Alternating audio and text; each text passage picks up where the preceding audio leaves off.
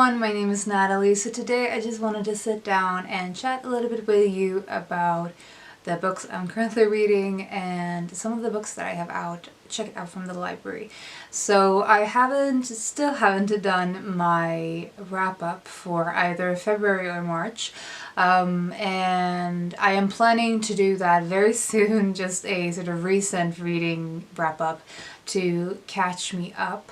But most of my reading during those 2 months were BookTube Prize, and I'll chat about them as I get to that video.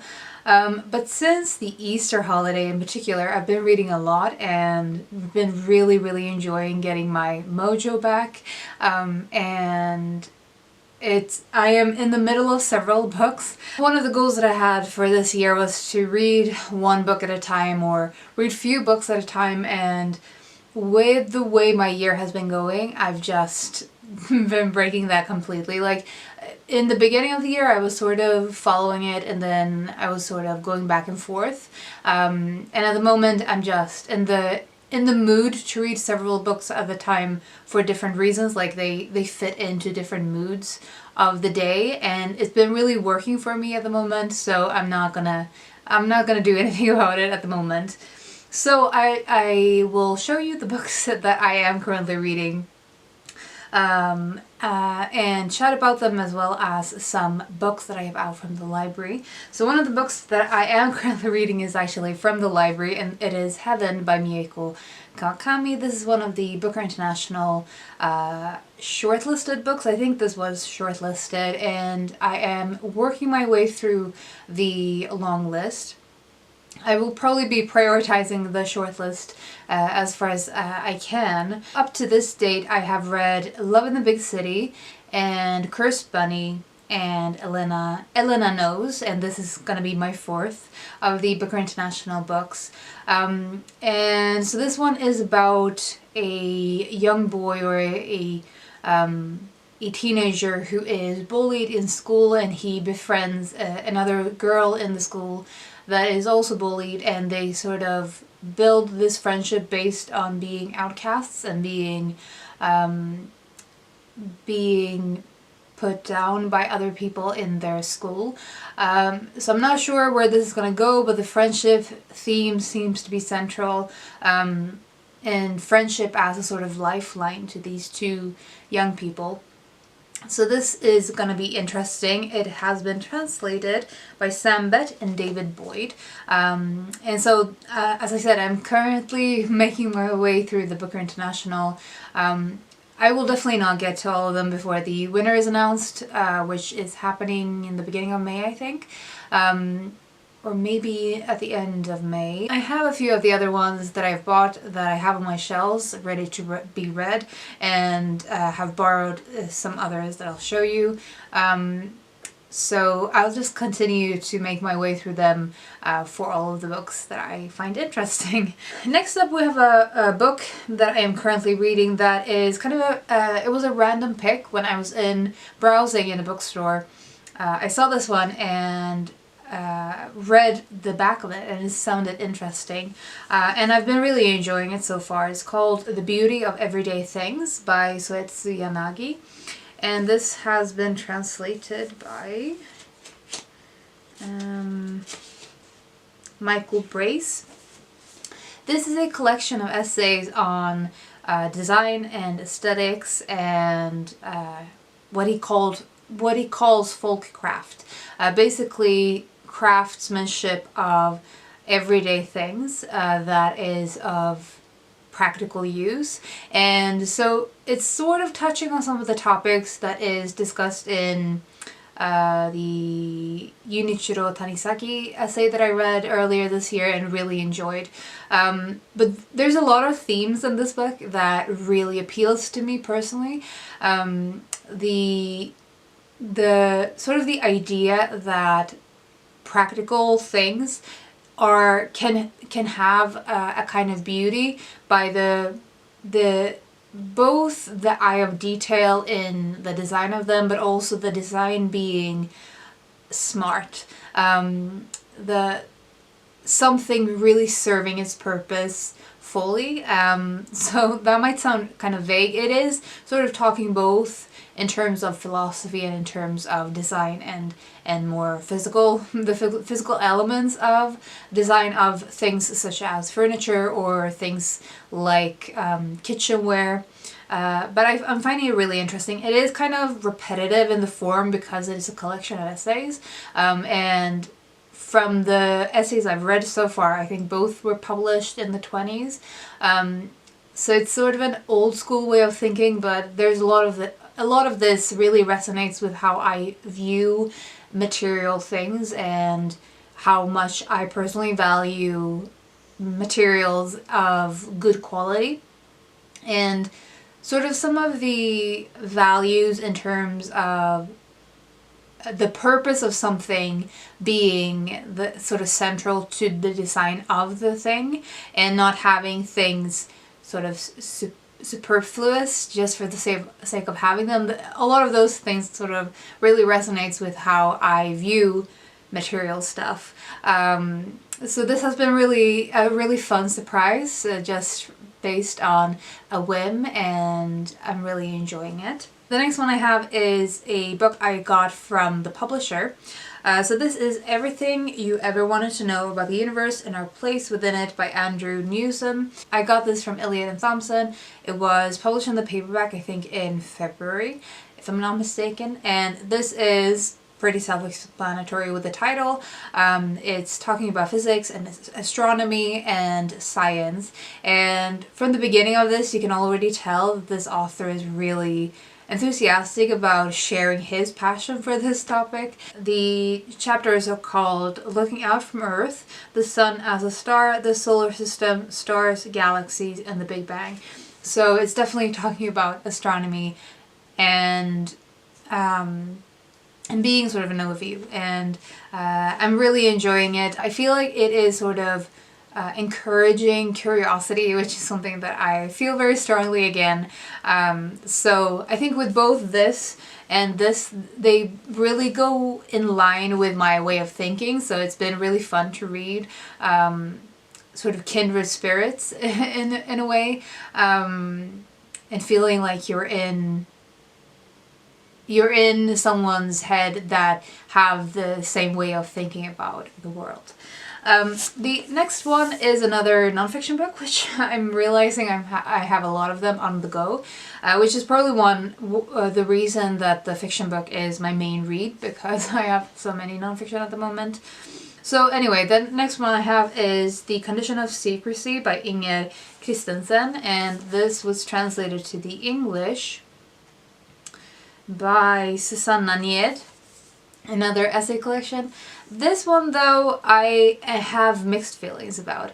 I think there is certain aspects to this that's really interesting, but I haven't connected to it as much as I was expecting. It's sort of talking about, so the essays I've read. The first one is about childhood memories, and I think in a way sort of creating your own narrative and your own almost your own legend based on storytelling, and how you relate memories and how memories are connected to other senses as well. Particularly, I think smell and flavor and taste. But the other essays that I've read have been sort of talking about art and aesthetics and philosophy. And I feel like there's certain aspects to this that's interesting, but as I said, I haven't connected as much as I thought I would. And sometimes I feel like when I'm thinking about it, certain aspects sort of jump out of me, but I haven't immediately connected to them. So maybe it's the kind of book that I will enjoy more on a reread than I will on my first read. I feel like it's definitely the kind of book that I will want to keep to be able to return to. But at the moment it's not a favorite, so we'll see how it goes. The next one I am currently reading for the Invisible Cities project. So we have the Book of Tehran, a city in short fiction, and this is part of a Coma Press series of anthologies with these anthologies on a particular city and authors from that city, or from the city or set in the city. I'm not entirely sure what the editorial sort of guideline is for inclusion in this anthology series. But anyway, these are short stories by Iranian authors in translation, and I have read the introduction and the first story. I really enjoyed both of them, and I have a feeling that this will be a really fun way to be exploring different authors. Many of them probably haven't been translated in any other form, but I'm really enjoying. I thought the introduction was fantastic, and for that reason alone, this is worth picking up. And the first short story I also really enjoyed. I haven't got into as many Iranian authors this month as I was hoping to. We still have a bit of a week or so left of the month, but I'll probably continue to try to prioritize it. Try to prioritize my Iranian books in the rest of the year. But this one I will definitely try to finish this month. And yeah, I just haven't gotten around to prioritizing it because I've been reading other short story collections and I haven't wanted to mix them up. But now, since I finished Curse Bunny, I really should make this my main short story priority. And then I have a book that I started listening to the audio of this, and then I have paused it for another audiobook, so I need to get back to this one. But it is Fathoms, The World in the Whale by Rebecca Giggs. I actually really love this book, the parts that I've read of it. But it is very depressing, and I think that is one of the reasons that I have put it down at least twice before. So I want to get back to this one. It's a nonfiction book, obviously, about whales, but it's also a lot about the pollution to our waters, and I love anything related to waters and oceans and marine life, and swimming, as all probably know by now.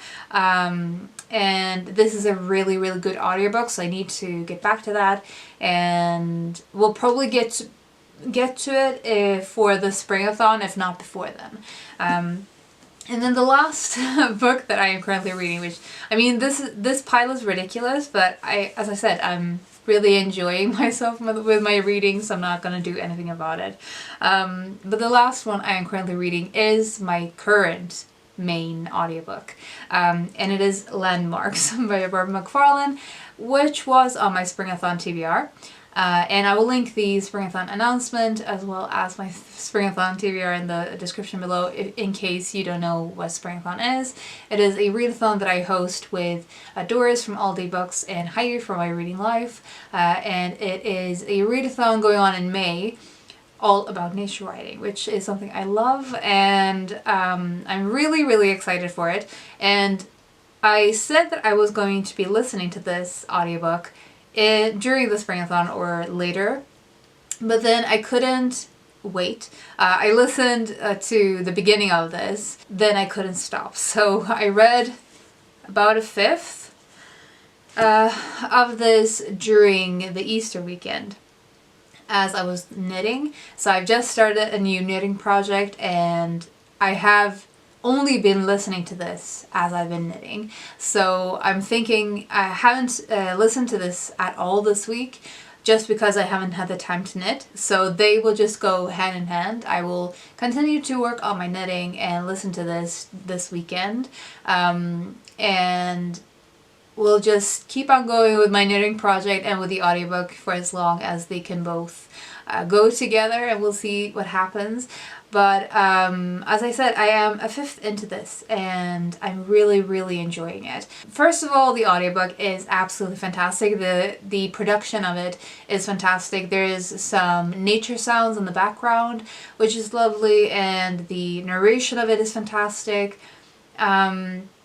But there's also all of these things in this book that is just so much my type of book. So there's both the linguistic part of it, as I mentioned when I talked about it in my Springathon TBR, as well as talking about nature writers, and several of them are nature writers that I'm interested in reading, and he talks about some of their works, and it made me want to pick them all up. And he talks about different types of nature, and there's the chapter on Roger Deakin was particularly interesting to me. I didn't know that he was friends with Rob McFarlane, and they had a special bond, and did some work together as well.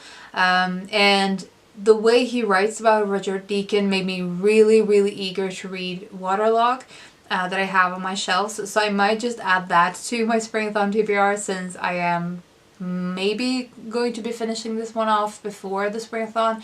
We'll see how it goes. As I said, I will continue to listen to this as I'm knitting, so it might take me a while, depends on how much knitting I get done during the week. This week I just haven't had the mental capacity for it. It's been so warm in Sweden this week, so I've just been sitting outside and reading, and then I haven't been listening to the audiobook of this. So we'll see, but as I said, I'm really enjoying it so far. So those are the books I am currently reading, which is a lot. Then on to my library haul, so I'll make this fairly brief. First up, we have 2 more books from the Booker International, so I think both of these were long listed, not short listed. So we have Phenotypes by Paulo Scott, translated by Daniel Hahn, and I think this is a story about passing, or at least race-related commentary set in Brazil, and it's about brothers, so that is basically what I know about this book. But it sounded really interesting to me, and like topics that I could definitely like topics that I enjoy reading about. So I would really love to get to this one before I have to return it. And then I have David Grossman's More Than I Love My Life, translated by Jessica Cohen. And this is a book about motherhood, I think. I read someone's review of this that they said something about this being sort of a story of women in generations. So that sounded interesting to me. Motherhood is definitely one of those things that I'm always drawn to. But there was nothing particular about the synopsis of this that drew me to it, but when I saw someone review it, I was more intrigued. A novel driven by faith in humanity, even in our darkest moments, it asks us to confront our deepest held beliefs about a woman's duty to herself and to her children. This sounds like it's kind of touching on some of the same themes of Elena Knows, that is one of the books that was shortlisted for the Booker this year. So yeah, this is one I will probably give a shot. We'll try and see if I enjoy it. We'll see how it goes. And then I have a few other books that I've just been curious about and have borrowed. So we have a comic, The Many Deaths of Layla Starr, by Ram V and Philip Andrade. I don't know which one is the illustrator. Let's see. Written by Ram V and illustrated by Philip Andrade. And I just got this one because I've been missing reading comics and it looked like my kind of style. I really love Boom Studios stuff, and this is one of their comics, so I don't know what this one is about. Let's see. Humanity is on the verge of discovering immortality. As a result, the avatar of death is cast down to Earth to live a mortal life in Mumbai as 20-something Layla Starr. Struggling with her newfound mortality, Layla has found a way to be dropped in the time and place where the creator of immortality will be born. Will Layla take her chance to stop mankind from permanently altering the cycle of life, or will death really become a thing of the past? Sounds fantastic, so I might need to get to that this weekend. Then we have actually an Iranian author. This is Things We Left Unsaid by Zoya Pirzad, and this was translated by Franklin Lewis. This is actually one of the authors that was mentioned in the anthology I showed you earlier, the Book of Tehran, in the introduction. So that is the reason I got this one out from the library. I thought I would try it out, and if I am connecting with the writing style, I might even buy myself a copy. Set in Iran prior to the Islamic Revolution, Zoya Perisad's award-winning novel crafts an intimate portrait of family life, its joys and its compromises, and how we find a happiness that endures.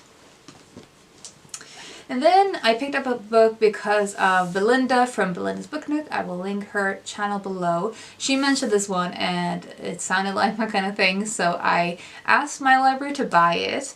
It is called The Violin Conspiracy by Brendan Slocum, and pretty much everything I know about this book is that it is a mystery centering around a black classical musician, and it's got something to do with a violinist, I am assuming.